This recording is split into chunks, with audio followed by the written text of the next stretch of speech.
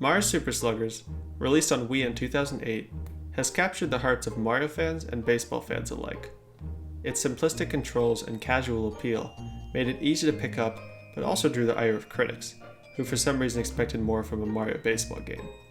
So how much can really be hidden under the surface of such a basic game?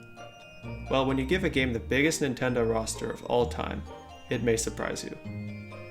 Let's take a look at both the commonly known and the lesser known facts about Mario Super Sluggers.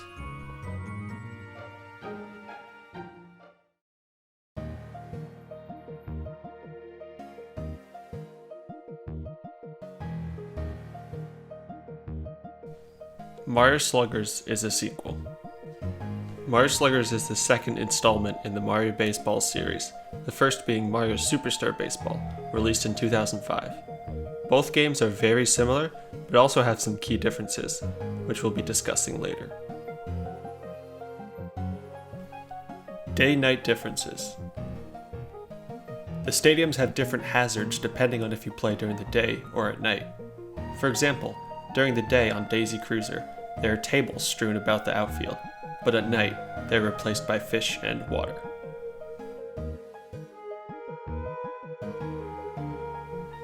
Peach's Star Swing. When Peach uses her Star Swing, the fielders will become paralyzed by a sort of love potion that the ball emits. However, this does not affect the female characters in the game, so if Peach's Star Swing goes right to, say, Birdo, then it'll be an easy out. DK Jungle is a remix. If you listen closely to the DK Jungle overworld music in the story mode, you'll notice it's just a remix of Jungle Hijinks from Donkey Kong Country 1.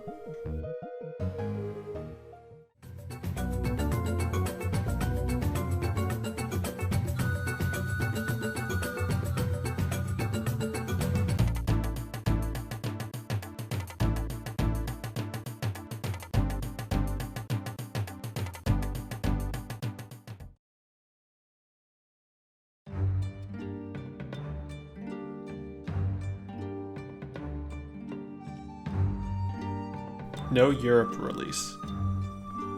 Mario Sluggers was only released in North America and Japan, and never in Europe or Australia, and it's actually the only Wii game to not see a Europe and Australia release. This is really strange, because Mario Superstar Baseball was released in Europe and Australia. Promoted at Major League Baseball game.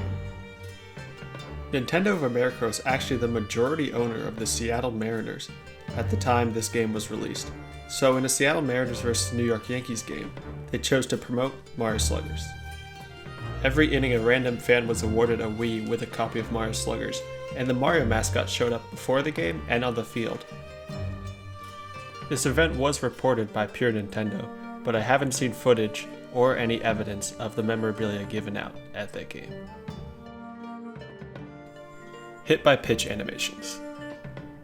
Most of the hit-by-pitch animations were copied from Mario Superstar Baseball, so a lot of them look weird with the zoomed-in camera, most notably Bowser's.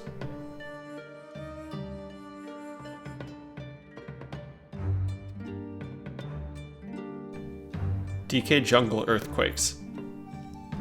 When playing on DK Jungle, random earthquakes can occur that rattle the fielders when a ball is hit to the outfield. These earthquakes can actually be predicted. Before the ball is hit, the DK statue in center field will start banging the bongos.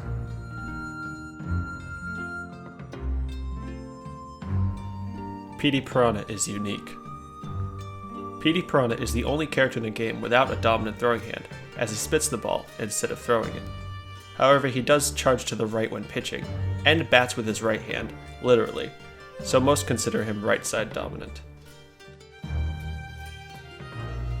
The play badge is stupid. The play badge is given to the player for beating all the minigames, but this only works in challenge mode. Beating the minigames for the minigame select screen does nothing, even though the minigames are exactly the same, and it tracks your progress from the minigame select screen as well. Waluigi's emblem.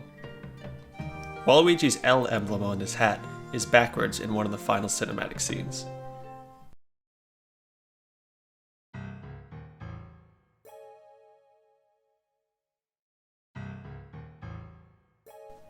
Star power goes up slower when you're ahead. The game is designed to help players make comebacks. When you're behind, you gain star power more quickly than the other player does. Also, in Toy Field, if you get far enough ahead, your panels move much slower, making it easier for opponents to give you bad or no items. Collectible cards. There were collectible online cards released when Sluggers came out. There are player and stadium cards with some extra info on the back. Most of this info is basic stuff that you learn in the game, but there are a few cool tidbits that you wouldn't otherwise know. The cards give reasons for some characters having low chemistry. For example, Wario is a cheater, so nobody wants to play with him, and King Boo is a ghost, and nobody likes ghosts. Yoshi Park Train Home Run. Hitting the ball into the train in Yoshi Park results in a home run. This is the only way to hit a home run in the game without hitting it over the fence. YouTuber Professor actually had this happen to him on his only time playing the stadium, and we just have to listen to his reaction. They're hitting everything. We're about to get hit by a train. Of course, the fucking train's working for Yoshi, and now it's a home run too. How is that a home run? Because of a fucking train? The train makes it a home run?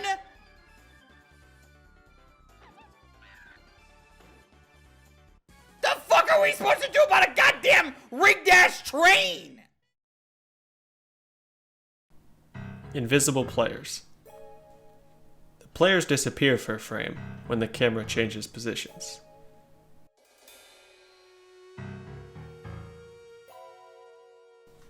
Mario and Luigi's pupils. During Mario and Luigi's star hits, their pupils are out of place. Multiple Birdo colors. In the story mode cinematic scenes, you can see multiple colors of Birdo in the stands, even though these don't appear during normal gameplay. You can play as different Birdo colors in both Mario Strikers and the Mario and Sonic games, so it's a bit strange that they weren't playable in Sluggers. Bat changes. Bowser Jr. and King Boo are the only characters to use a different bat than in Superstar Baseball. Bowser Jr. upgrades from a bat to a paintbrush, and King Boo had a tiny crown on his bat that they removed for Sluggers. Why did they remove it? It was so cute.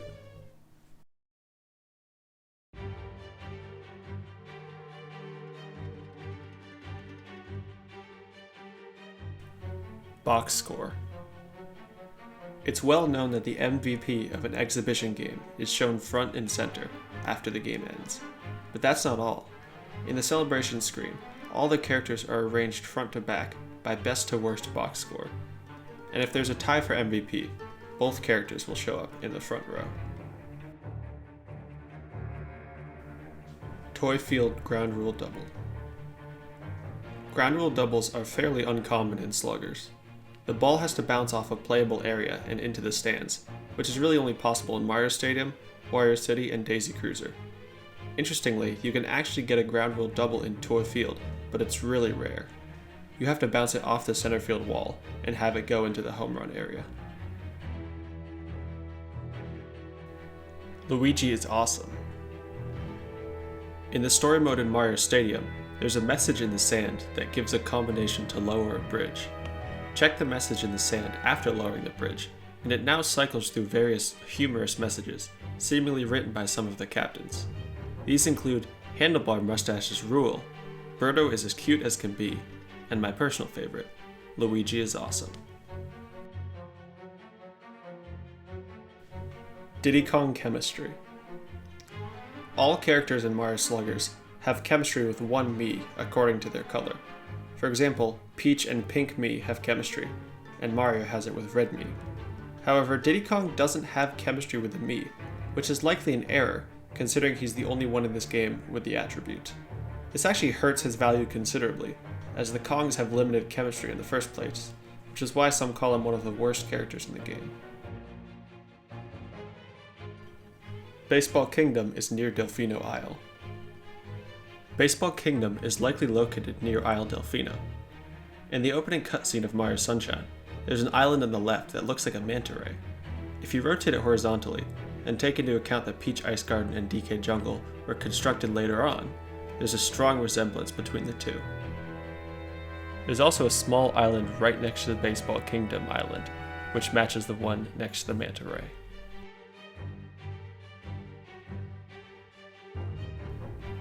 Baby DK is missing.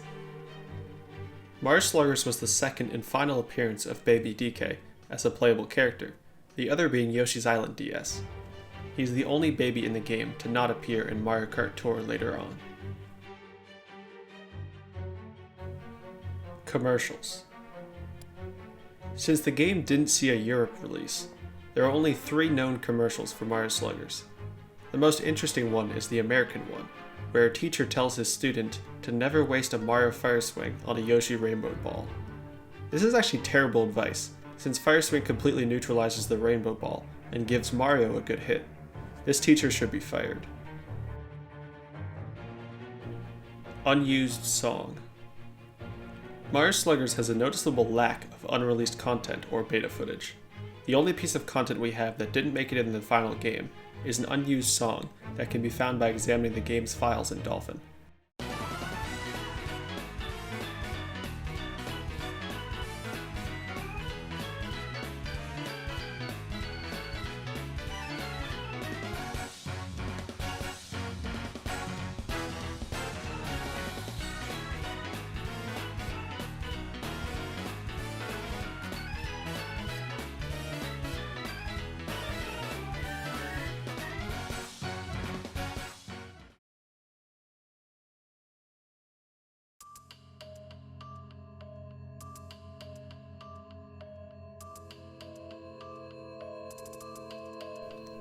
No star swing is perfect. Every single star swing in the game can be caught for an out. Some star swings are terrible and can be easily caught or put out by even inexperienced players, most notably Birdos, Luigis, Waluigis, and Bowsers. A few more can only be caught by specific characters.